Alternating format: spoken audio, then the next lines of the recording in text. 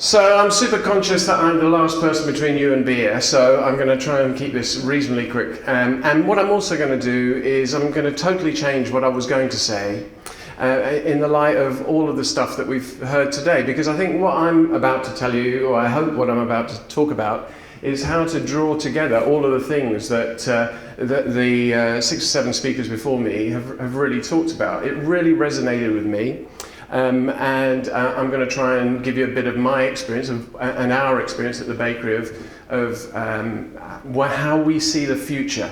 And when I came along today, Rob said, whatever you do, we want to make these presentations non-salesy. And I have to tell you that for me, that's really, really hard, because I'm the co-founder of this business and I'm a lifelong salesperson. So I'm going to try and keep the sales element out of this. I'm going to try and actually do some futurology sitting here today. So the bakery is not a bakery at all. We don't make buns or coffee or anything like that, although we do get lots of people actually emailing us and asking us if we have an opportunity for a bread person, because they love bread. The bakery is a business that started 7 years ago when we started looking at all of the entrepreneurs in the world. We've heard from some really inspirational entrepreneurs today about the journey that, for example, people like Natalie and her husband are going on. There's so many entrepreneurs around building incredible and trying to do and achieving amazing things. And yet the corporate world, as we've also been hearing today, really struggles with all of that transformation, all of that change. And yet it's the corporate world that should have all of the resources and the knowledge and the expertise to be able to achieve the things that they want to. So why can't they? And the real reason is the way the world has shifted and the way the world has changed has meant that the way corporates historically have been able to innovate isn't fit for purpose in the 21st century. It just doesn't work that way anymore. Things change faster than they ever used to. And working alongside amazing and smart universities and trying to build things over 10 or 15 years, fundamentally doesn't work, because the way you can build digital technology and new solutions these days mean that the actual way in which startups and entrepreneurs work allow them to bring new technologies to market in months, not years. And so corporates really, really struggle with the change in the way innovation happens. The bakery was set up to try and solve that problem. Corporates have huge resources, lots of expertise, data. It might not be in the right place or in the right format, but they've got the right data and they've got the understanding of the problems that exist. And the question is, how can they partner or work with the entrepreneurial ecosystem to bring what that talent and that passion and that drive that we've seen to be able to actually both benefit? How can you create a win-win between the corporate environment and the entrepreneurial ecosystem? And that's what the bakery was set up to do. And if you're wondering about the name, we were reading a book at the time in 2012. It's called Baked in Innovation. And the idea was that when corporates built a new product, they tended to tack on innovation as a sort of afterthought at the end. And actually what you should do is bake it in as you're building and developing a new process or a new product. So we started talking to corporates about what it was that their problems were. And again, as we've heard here today from Matt and amongst others, actually it's really hard to understand what the key problems are. And it's not just about technology, it's not just about the latest VR or the latest set of goggles or whatever it happens to be, or a bit of voice activation, because that's the fad at the time. It's about what's the real problem that exists in the business that you need to try and solve. And there are lots of ways of trying to figure that out, and we've heard from a great solution of ask the people that should know, which are the employees, and gather that information. Yes, of course, that's hugely important. But then when you've got all that information and all those ideas, how do you figure out which are the ones that are going to make the difference? And how do you build a process to experiment as to whether you can solve those challenges And if you can, whether there's a revenue model behind the solution. It's really, really difficult. And so 7 or 8 years ago, lots of corporates started to create this new person in their organization, the Chief Innovation Officer, the head of innovation. And thank goodness for that they all went, because finally there's somebody to point at that says, it's that person's responsibility to do innovation. We can all relax now. And the board of directors said, right, fantastic, we've appointed a head of innovation, everything's fine. But what do those people actually do? Do they go around and actually do all the innovation? Well, that's like saying the head of health and safety goes around and picks up all of the stuff off the floor. It doesn't work that way. The real thing that a head of innovation should do is create the strategy and build the tools and build the processes to enable every single person in the organization to be able to innovate.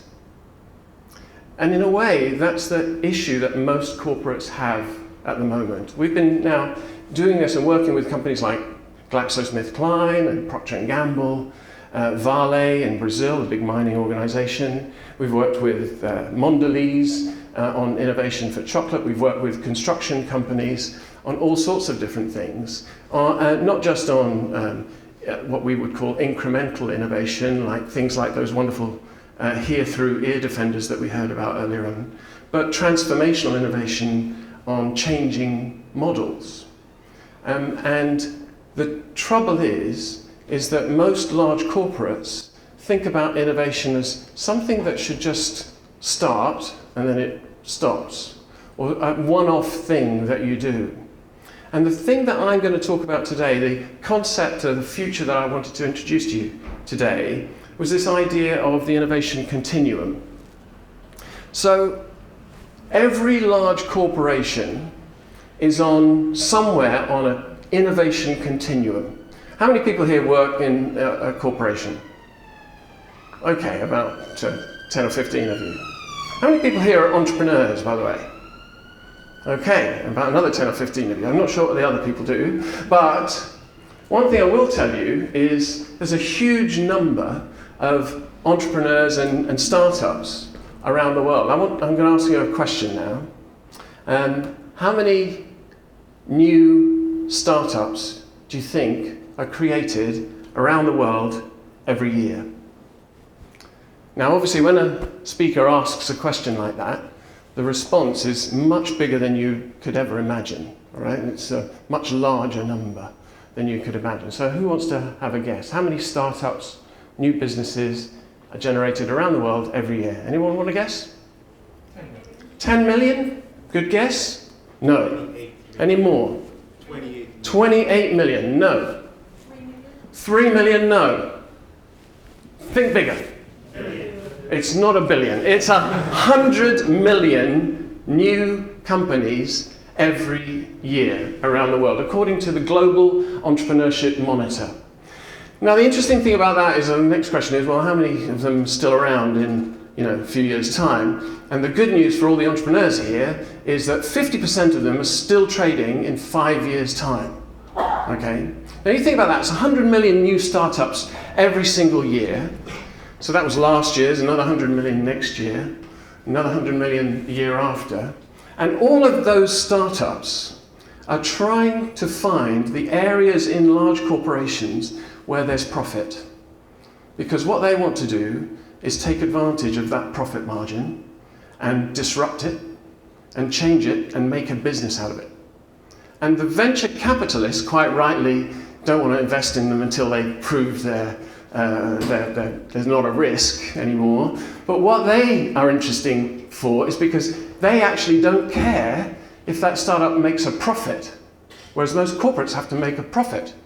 Okay, so the actual startups are going to come along, and I know this is going to sound slightly odd, but they're going to come along and eat away at all of those profit margins that exist in large corporations.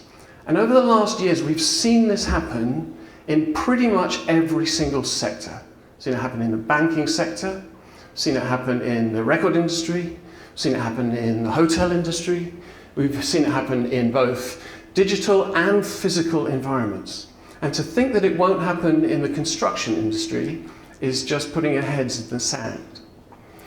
What you have to do as an industry is start moving yourselves and moving your businesses along this continuum. I'm going to just quickly describe it. There's much more information about this on our website, and you can download a white paper and all those kinds of things.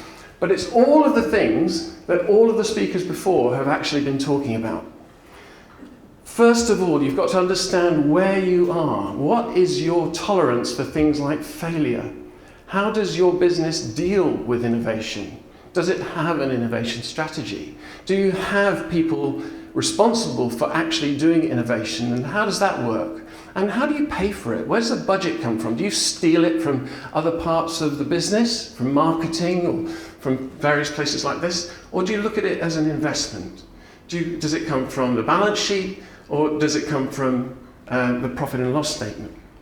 What's the culture inside your organization? You know, we were talking to a big oil and gas company, and they said, until the CEO said that our primary thought was about health and safety, nothing changed in the industry. And that's going to be also true of innovation. Until the senior leaders put innovation as a central pillar of the organization, the reality is nothing will really change inside the organization. So where is the culture? Where does it come from? Where does the budget come from? Who are the champions? We heard earlier on about getting the ideas, and that's great. But how do you reward those people? How do you educate them? How do you give them the tools to achieve the innovation and actually do the work? And a lot of innovation fails. We heard about 50% of all of these startups failing. Well, a lot of innovation projects fail, and that's part of the journey. You have to learn from those things, but you have to also talk about it. And a lot of companies, particularly corporate organizations, particularly in the construction industry, hate talking about the things that didn't work. They're not designed to do that. But in the innovation environment, you've got to do that. How are you measuring the timeline? Because there are some innovations that will happen really quickly and drive a quick return.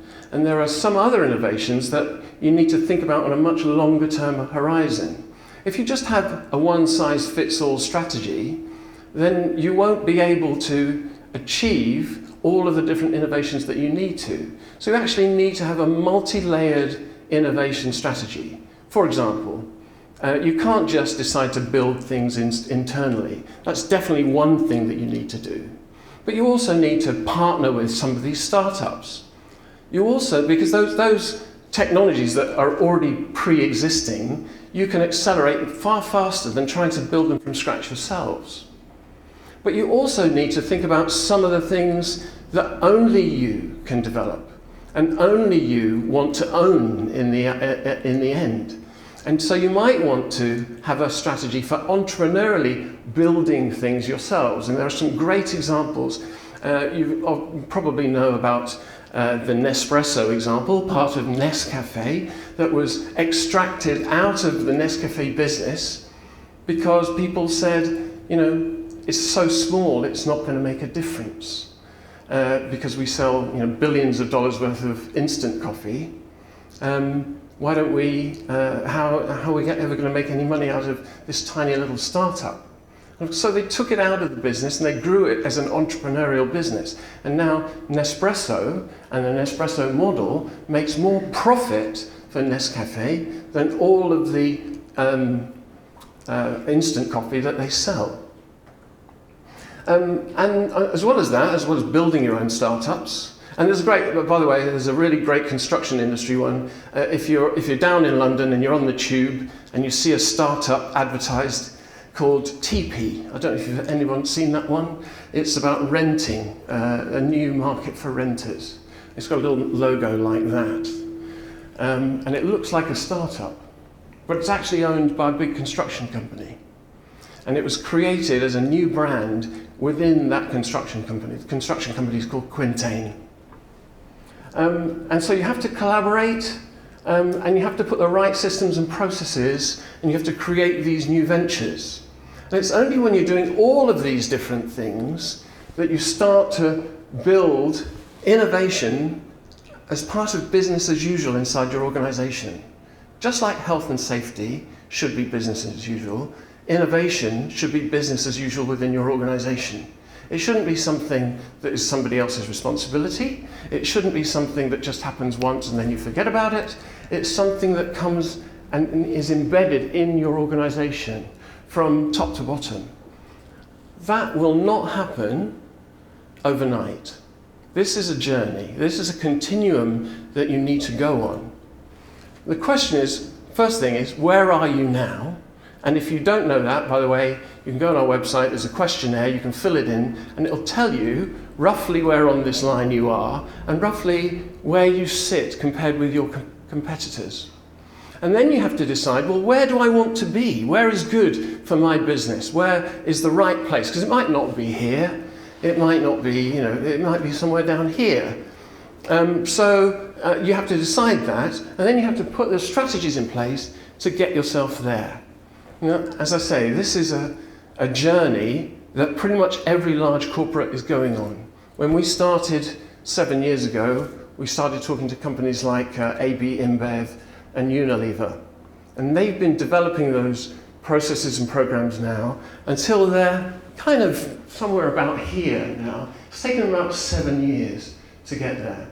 If you haven't started yet, and the construction industry, I have to say, is somewhat behind other sectors. You're not right at the back, but pharmacies tend to be a little bit behind, pharmaceutical industry. But construction industry is accepted as not being the leading innovative sector by any means.